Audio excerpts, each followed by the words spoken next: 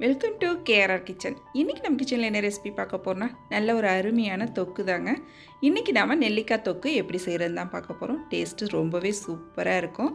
இந்த நெல்லிக்காய் தொக்கு பார்த்திங்கன்னா நல்ல வெரைட்டி ரைஸ், இட்லி, தோசை, சாதத்து கூட பிசைஞ்சு சாப்பிட்றதுக்குன்னு எல்லாத்துக்குமே ரொம்ப அருமையாக இருக்குங்க.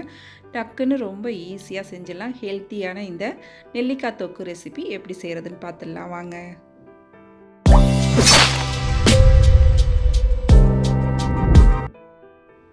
இப்போ நெல்லிக்காய் தொக்கு செய்கிறதுக்கு நான் இன்றைக்கி 1/2 கிலோ அளவுக்கு நெல்லிக்காய் எடுத்து நல்லா கழுவிட்டு எடுத்து வச்சுருக்கேன். இதை நம்ம இட்லி தட்டில் தான் வச்சு வேக வச்சு எடுக்க போகிறோம். ஆவியில் வேக வச்சு எடுக்கும் போது அதோட சத்துக்கள்லாம் வீணாக போகாமல் அப்படியே இருக்கும். இப்போ இட்லி பானையில் கொஞ்சமாக தண்ணி ஊற்றி நல்லா கொதி வந்ததுக்கப்புறம் இட்லி தட்டை வச்சு அதுக்கப்புறம் நம்ம இந்த நெல்லிக்காயை அதில் அடுக்கிக்குவோம். எல்லா நெல்லிக்காயும் இது போல் அடுக்கிட்டு நல்லா ஒரு மூடி போட்டு ஒரு 10 நிமிஷம் வேக வச்சோம்னா போதும், டக்குன்னு வெந்து வந்துடும். வெந்ததுக்கு அப்புறம் நம்ம அதை எப்படி செய்கிறதுன்னு பார்ப்போம். இப்போ பாருங்கள், நெல்லிக்காயெல்லாம் நல்லா வெந்து வந்துருச்சு. வெந்ததுக்கப்புறம் பார்த்திங்கன்னா இது போல் வெடிப்பு விடும். நம்ம இதை போல் இதை தனித்தனியாக எடுத்துகிட்டு உள்ள விதையை மட்டும் எடுத்துருவோம். இப்போ நெல்லிக்காய் தனியாக, விதை தனியாக எடுத்துக்குவோம் பிரித்து.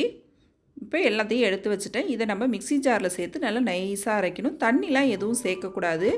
தண்ணி சேர்க்காமல் இதை நல்லா கரண்டியால் தள்ளிவிட்டு நல்லா நைஸாக இது போல் அரைச்சி எடுத்துக்குங்க. நெல்லிக்காயில் உள்ள ஈரப்பதமே போதும், தண்ணி எதுவும் சேர்க்க வேணாம்.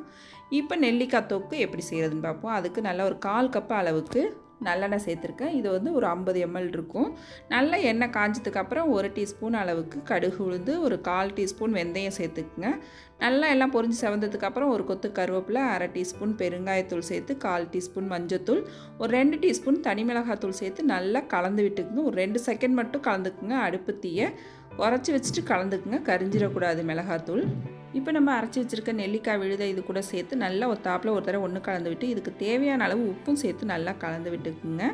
இப்போ இந்த நெல்லிக்காய் தொக்கு நல்லா வெந்து எண்ணெய் பிரிஞ்சு வரணும். சட்டியில் ஒட்டாத அளவுக்கு நல்லா எண்ணெய் பிரிஞ்சு வரணும். அது வரைக்கும் நல்லா கிண்டி கொடுத்துக்கிட்டே இருங்க. அடுப்பை மீடியம் ஃப்ளேமில் வச்சுக்குங்க. அதிகமாக வச்சு கரிஞ்சிடக்கூடாது.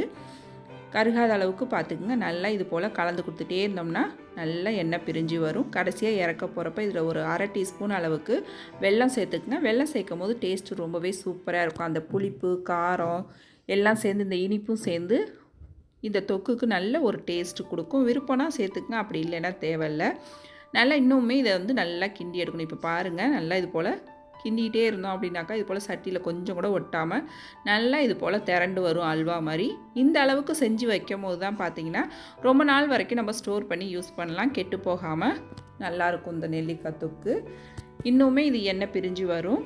இன்னும் கொஞ்சம் நாள் வச்சு நம்ம கிண்டிகிட்டே இருக்கலாம். நான் இன்றைக்கி எண்ணெய் கொஞ்சம் கம்மியாக தான் சேர்த்தேன். இப்போ லைட்டாக ஓரங்களில் வருது பாருங்கள். இந்த ஸ்டேஜ்லேயே நம்ம இறக்கிடலாம். அந்த எண்ணெயோடு அந்த நெல்லிக்காய் தொக்கு ஊற பார்த்திங்கன்னா டேஸ்ட்டு ரொம்பவே சூப்பராக இருக்கும்.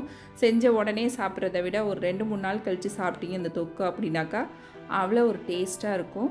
நல்லா தயிர் சாதம், லெமன் ரைஸ் இது கூடலாம் வச்சு சாப்பிட்றப்ப ரொம்ப சூப்பராக இருக்குங்க. சாம்பார் சாதத்துக்கெலாம் இன்னுமே அருமையாக இருக்கும். இட்லி தோசைக்கு சொல்லவே வேணாங்க, இன்னுமே சூப்பராக இருக்கும். நீங்களும் இந்த நெல்லிக்காய் தொக்கை நான் இன்றைக்கி சொன்னது போல் செஞ்சு பாருங்கள். செஞ்சு பார்த்துட்டு எப்படி இருக்குன்னு எனக்கு கமெண்ட் பண்ணுங்கள். என்னோட இந்த ரெசிபி பிடிச்சிருந்தா லைக் பண்ணுங்கள், ஷேர் பண்ணுங்கள். மறக்காமல் நம்ம கேஆர்ஆர் கிச்சனை சப்ஸ்கிரைப் பண்ணி வச்சுக்கோங்க. கூடவே பெல் சிம்பிள் ப்ரெஸ் பண்ணி ஆளுங்கிற ஆப்ஷனையும் ப்ரெஸ் பண்ணி வச்சுக்கோங்க. அப்போ தான் நான் போடுற வீடியோஸ் எல்லாம் உங்களுக்கு தொடர்ந்து நோட்டிஃபிகேஷனில் உடனுக்குடனே கிடச்சிக்கிட்டு இருக்கும். நாளைக்கு வேறு ஒரு ரெசிபியோடு சந்திப்போம். தேங்க்ஸ் ஃபார் வாட்சிங்.